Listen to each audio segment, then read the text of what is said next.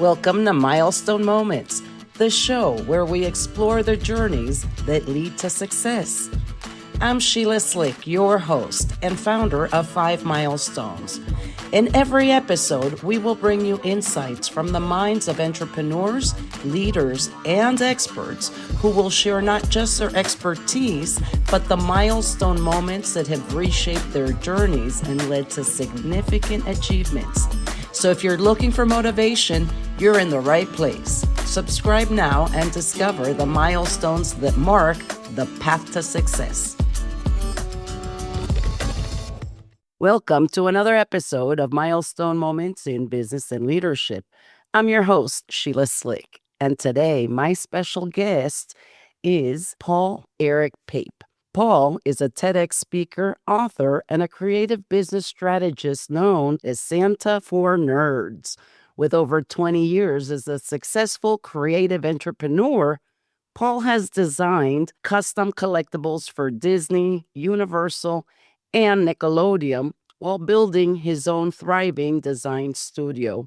Paul is the creator of Gamify Business and author of the Creative Player's Handbook to Business, a revolutionary approach that translates intimidating business concepts into language that even creative minds actually understand. Welcome to the show, Paul. Thanks for having me, Sheila. I'm looking forward to this. Thank you. Well, I have a ton of questions for you. Okay, sounds good. Let's do it. What was the moment that you realized that you could create something completely new that nobody else was doing? Like that turning point that led you from your starving artist days to what you do today? Well, as an artist, as an entrepreneur, and as a person who owns their own business, I think the one thing that we all run into is how do we maintain customers? And for me, I get bored really easily. I think it's just part of my makeup. And so I don't like doing a repetitive job. I don't like making the same thing over and over again. And so what I did is I kind of harnessed that inability to stay focused on one thing and turned it into something that worked for me. So what happened is that I live by this rule of bend, don't break. And so when people come and ask me for something, companies, individuals, whatever, the answer is never no. The answer is always yes. And I'll figure it out. And so instead of being rigid on the, no, I can't do that, these are the only things that I make, I say, we'll bend a little bit and figure it out as we go along. And what that did is it created a new type of business. I've been told by many business consultants and coaches that running a business that is completely custom for every single client is the biggest way to ruin a business. And yet I've been doing it for 20 years. And I think the secret is that you've just got to make that the product that you sell. So people aren't necessarily buying individual items from me, but instead they're buying me and what my abilities are in creating the thing that they're after. What were you doing before this? Like, take me back 20 years. Oh, okay. Well, 20 years ago, I was doing theater. I'm a theater set designer. That's what my training is in: the sets, props, costumes, etc. And so I was doing that, and then it wasn't very lucrative. Not because I couldn't get the work; it was just that the work doesn't really pay very well here in the States. I was one of my mentors was like top of the game, like Broadway designer, and he was still only making $25,000 to $5,000 a show, and that's every 6 weeks. So it's not a lot of money, and so he was constantly moving about. And so I took a look at that, and I was like, maybe not for me. And so then I became a college professor for a little bit, teaching design. And that lasted about 3 years because it was the same thing over and over again. I don't like to do that. But also the bureaucracy of teaching is horrible. It's the worst because they don't really care about the student aspect of it, the learning. The teachers do, absolutely. But the bureaucracy behind the university did not. It was more a numbers game. And so it was like, how many kids can we get through here? And it just kind of broke me of that whole thing. I'm a lifelong learner, love education. So I stopped doing that. But in that transition of stopping being a professor and then moving into being a full-time artist, that's kind of where the eureka moment happened. And as when a student had asked me to make him something for his girlfriend and him for Valentine's Day. This is back in about 2005, 2006, when the Nintendo Wii had just come out. I don't know if you remember that, but they had these little avatars, these little versions of you called Miis.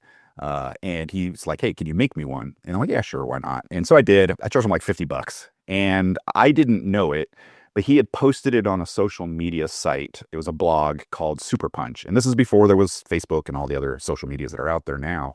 And it went viral. And I started getting requests from all over the world from people saying, I would like to have a representation of my me, a tangible version of it. And so I started doing them on the side. And during that last year, at my university job, I was making about $45,000 a year, but the side gig was actually making more money. It was bringing in more.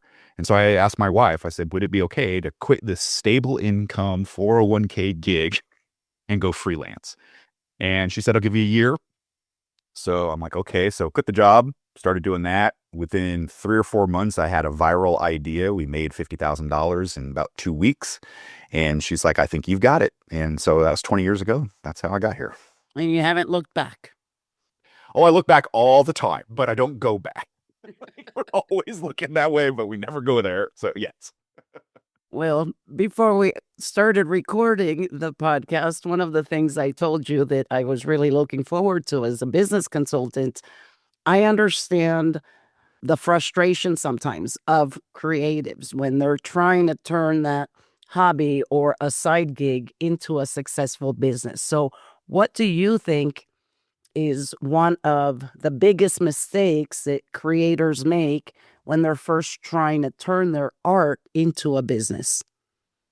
I think the biggest, if I had to pick like one single thing, and obviously there's a myriad of things that we could go over, but if I had to pick one single thing, is that they started creating something because they were passionate about it. And that was the thing that they wanted to show the world. They wanted to show them this passion that they had. And then when they go to start selling it, they forget the passion and then they start to try and appease every single customer. Now, I know as a guy who does custom work, that sounds kind of like an oxymoron there to like go kind of do the opposite. But that's what most people do is most creatives that I know, they try to appease everyone instead of just following the passion that made them want to do it in the first place. And I think, and so with Gamify Business, that's literally the first thing that we do is we find out what your passion is, and then we find out what you do different with it. And then from there, we build your business around that. And then we can always go back to what that passion is whenever you're feeling lost, you're feeling like you don't know what's going on, you're not making the sales that you want. You go back to the passion because at the end of the day, you either have, we want fame and fortune, but fame and fortune are always those mysterious things that are out there that we're always trying to get. But the thing that we always have and we had from the very beginning is this passion. And when you don't have the fame or the fortune, you got to have something else that drives you. And so I always tell them, look to the passion, try to find out what it is, and then let's stick with that and see where that takes us. So now let's talk pricing because here's another struggle that they have. I love pricing. Yes, and I'm going to hear it from your creative mindset.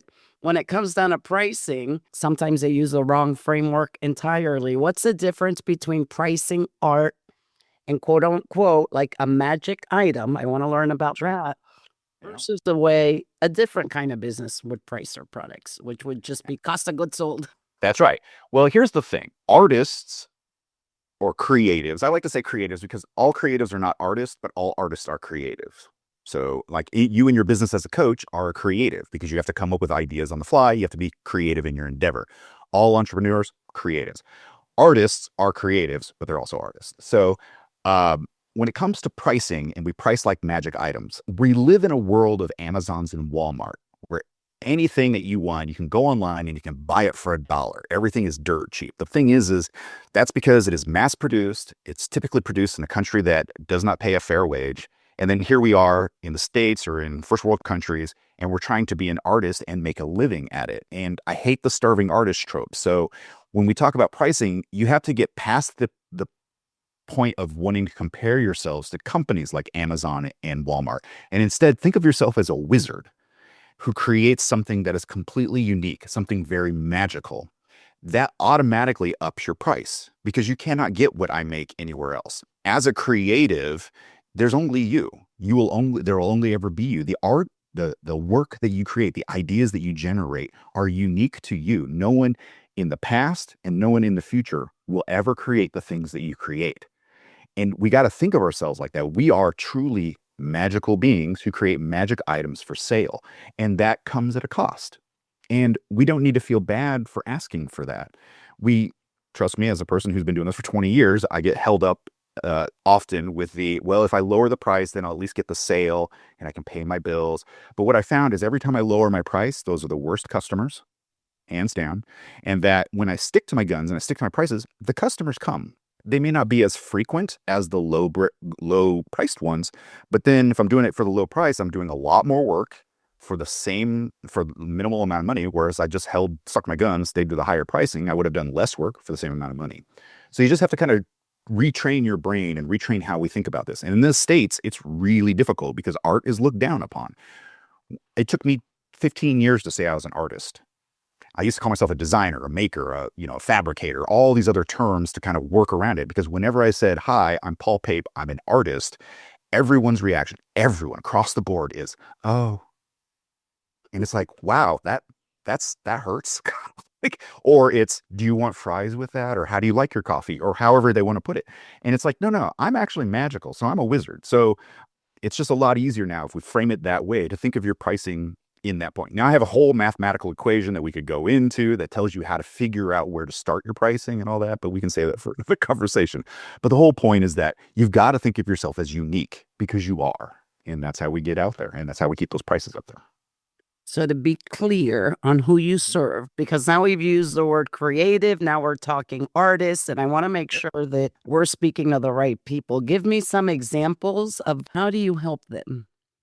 Definitely, I work with artists and theater practitioners because that's where my heart is. That's where I come from. So those are pretty easy to quantify. But I've also worked with actuaries, people who do finances, because they're creative in their work. You got to figure out those numbers.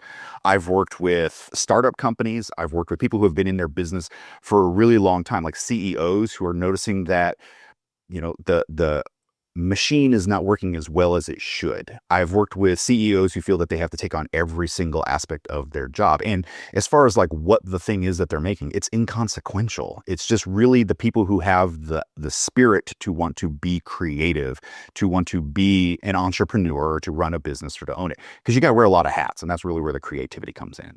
And so as far as like the people, I mean, I've worked with teachers, I've worked with students, I've worked with bankers, like honestly, anybody you can think of, I've probably had them come across my desk here. I worked with a woman just the other day who works on the assembly line at Harley Davidson, but what I did is she had a side thing that she was trying to get off the ground that was kind of similar to what the work she was doing, and I was able to help her by planning out what it is that she was doing.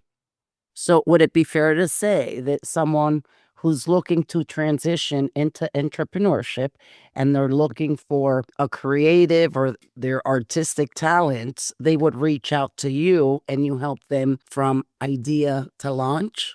Ideation through creation. That's what we say. And that's exactly what it is. The book that I have here, The Creative Player's Handbook to Business, it's a self-led book, or I can coach you through it, which is actually, I think is better because I play the game master. So I ask all the right questions to help lead you through the quest, which is the adventure of your life. And this book here, it starts off from the very beginning of just asking you those simple questions. What are you passionate about? Let's build a business around that. And then we actually create like a character sheet for you, which allows you, which is basically introspection. Because I don't know if you've noticed this with entrepreneurs, is that they're flawless. They don't make any mistakes. Everything is perfect, and that's what they project. And we all know that that's false, but that's what they have to put out there. Because if they show a chink in the armor, sorry, they show a chink in the armor, what happens is that they feel like they're going to fail because it's that putting on appearances.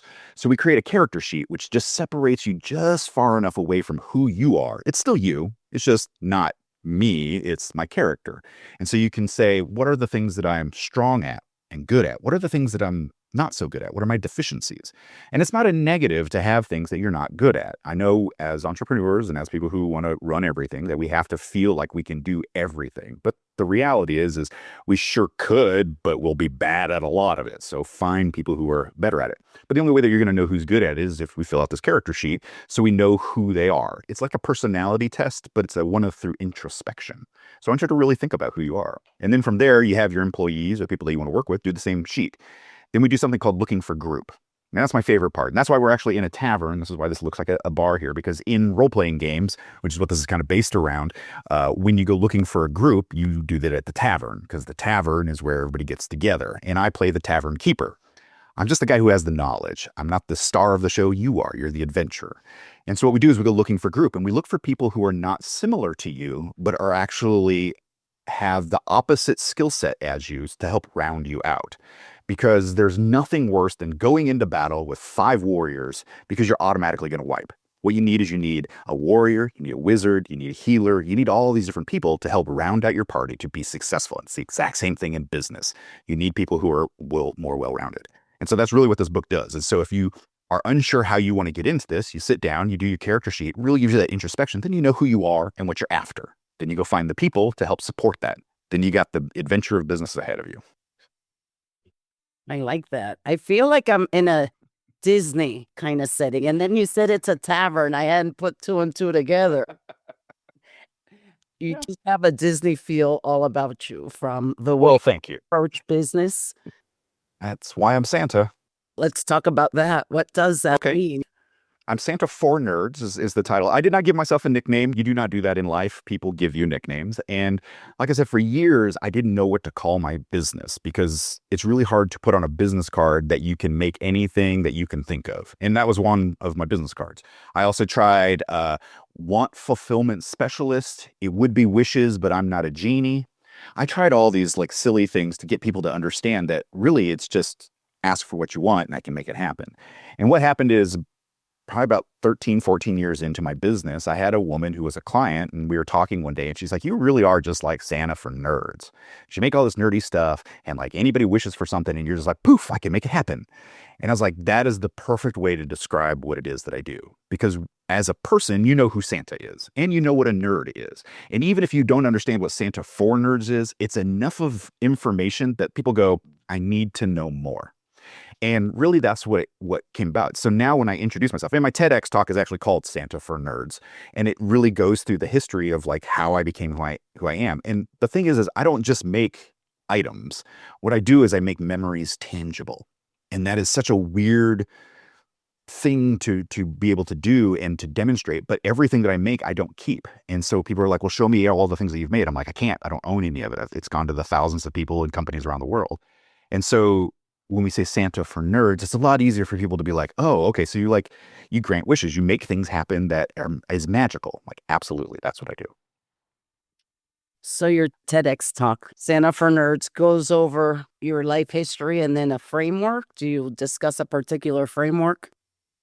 Yeah, I actually brought a bunch of props up with me. I had some. I asked for people to bring them back to me so that I could go up on stage and demonstrate what some of these are. And what I did is I told the story behind the objects that are there because everything that I create has a story behind it. There's a life that it's not just I like that thing because it's cool, so I buy that tchotchke off the shelf. When people come to commission me, there's a reason behind it. Even if it's a company, there's usually a reason that is from the heart behind it.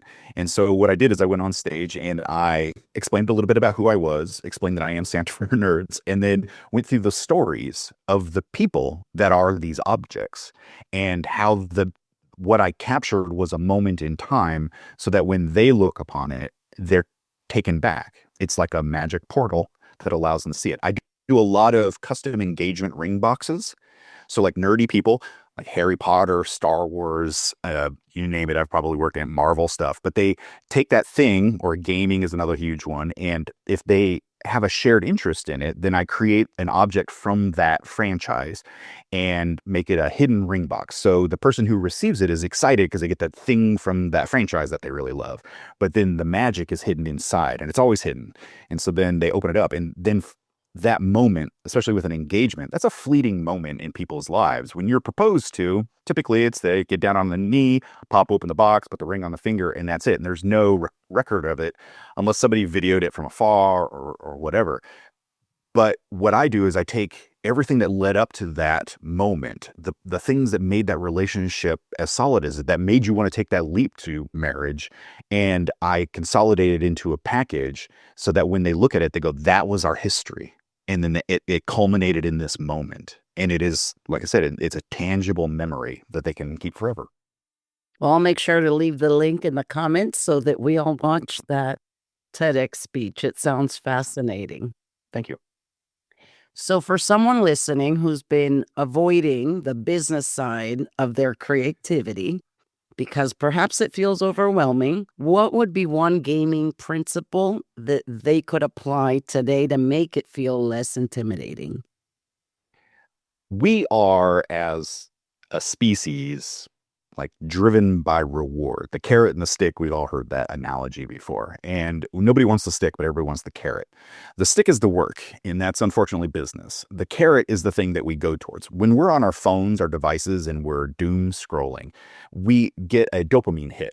And ironically, we don't get it from the things that we're watching. We actually get it from the motion of swiping. And that dopamine hit is the thing that keeps bringing us back. What we do with gaming is it's the same thing. When we're playing a video game, we get a dopamine hit from getting an achievement. We have completed a task. I get a dopamine hit. I get a reward.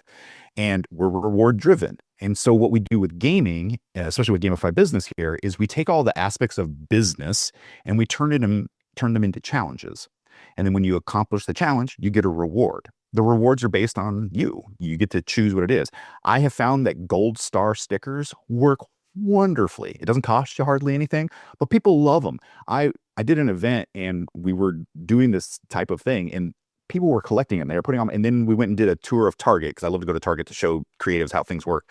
And they were wearing them with pride. They were like majors in the army. They were walking around. It's like, I got 8 stars, and it's that reward because then they know that they've accomplished something.